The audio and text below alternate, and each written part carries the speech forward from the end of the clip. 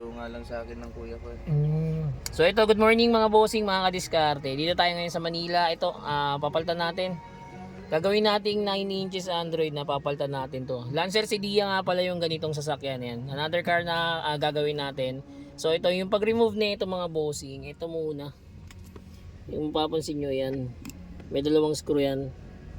Pag natanggal nyo yan, matatanggal nyo itong panel na to sa baba, then saka nyo ito matatanggal, and then may apat na screw din yan dun sa baba, sa stereo, para matanggal nyo siya. Tara, baklasin. Tanggal natin yung screw, na-remove na natin to.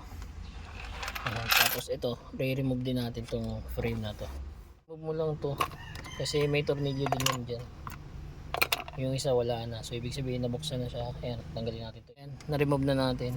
And then ito yung sinasabi ko sa inyo. Ayan, apat yan, so tatlo na lang din, bawas na rin siya. Kasi nga nabuksan na yan. Okay, baklasin na natin. Ito, ibaklas na natin. Kabit na natin yung Android. Mag-install 9 inches Android sa Lancer Sedia. Ayan, syempre kasama pa rin sa pinaltan natin yung pinaka-frame niya para maging perfect fit siya.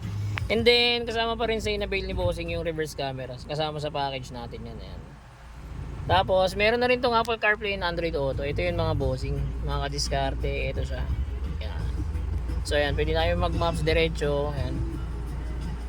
Tapos Spotify niya working na rin yan. So mga gusto pong mag-avail, drop message lang. Don't forget to like and follow na rin. Salamat, ingat, ride safe.